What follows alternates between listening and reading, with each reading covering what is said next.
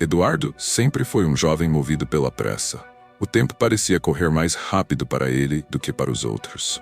Seu dia começava antes mesmo do sol nascer, e sua rotina era cronometrada nos mínimos detalhes. Faculdade pela manhã, estágio à tarde, academia à noite e, nos poucos intervalos, algumas partidas de jogos online para espairecer.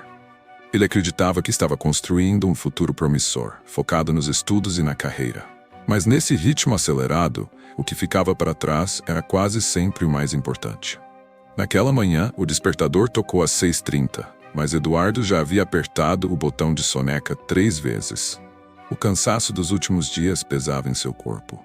Quando finalmente se levantou, fez tudo no automático. Pegou o celular, olhou as notificações sem responder ninguém e foi direto para o banheiro. Lavou o rosto com pressa, enquanto escovava os dentes e vestiu a primeira roupa que encontrou no armário. Desceu para a cozinha, onde apenas um resquício de café amanhecido restava no bule. Tenho que fazer compras, pensou, mas logo esqueceu.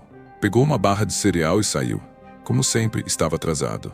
O carro estava coberto por uma fina camada de poeira, resultado de vários dias sem lavar.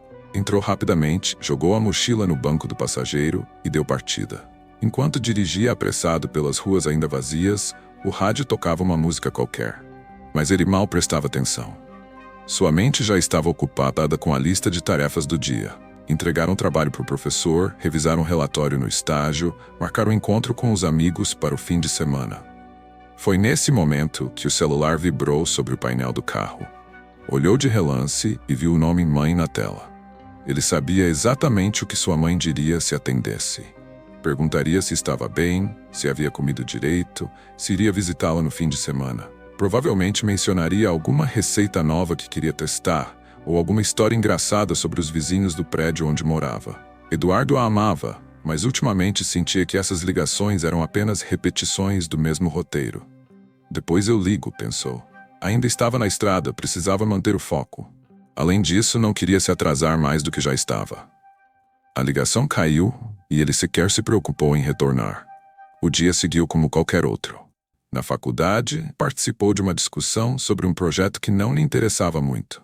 No estágio, revisou planilhas e fez reuniões intermináveis.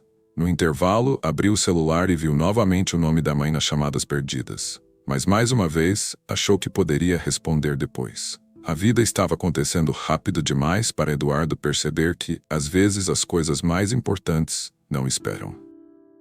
O dia seguiu normalmente. Assistiu às aulas, trabalhou no estágio e até fez um treino mais longo na academia. Só quando pegou o carro de volta para casa é que lembrou da ligação não retornada. Chegando ao apartamento, foi direto para o chuveiro, pensando que mais tarde poderia ligar para a mãe. Mas antes que pudesse relaxar, seu telefone tocou novamente. Dessa vez, não era ela. Era um número desconhecido. Sentiu um leve incômodo, mas atendeu. A voz do outro lado era séria, carregada de um peso que Eduardo não conseguiu processar de imediato. O mundo ao seu redor pareceu parar quando ouviu as palavras. Sua mãe havia passado mal e não resistiu. O coração apertou, a respiração ficou pesada e tudo dentro dele se despedaçou em um instante. Os dias seguintes foram um borrão de tristeza e arrependimento. Ele voltou para a casa onde cresceu, mas tudo parecia diferente. A ausência dela era insuportável. O cheiro do café que ela costumava fazer, as fotos espalhadas pela sala, o quarto ainda arrumado como se ela fosse voltar a qualquer momento. Eduardo revisitou cada lembrança com um nó na garganta. Todas as mensagens dela estavam ali, no celular, algumas sem resposta. A última chamada perdida era um lembrete doloroso de sua negligência. Ele podia ouvir a voz da mãe em sua mente, chamando por ele, esperando um retorno que nunca veio. O tempo não voltava. Ele percebeu que sempre acreditou ter mais tempo, mais chances, mais depois. Mas o depois nunca chegou. A dor não passou rapidamente. Mas aos poucos, Eduardo começou a entender que o único jeito de seguir em frente era mudar. Ele passou a valorizar as pessoas ao seu redor, a estar presente. Começou a visitar o pai com mais frequência, a ligar para os avós, a dar atenção aos amigos que sempre estiveram lá. Ele também tomou uma decisão. Nunca mais ignoraria uma ligação importante. Nunca mais deixaria para depois o que poderia ser feito agora. E assim, a maior lição de sua vida veio da pior forma possível. Mas ele jurou que nunca mais cometeria o mesmo erro.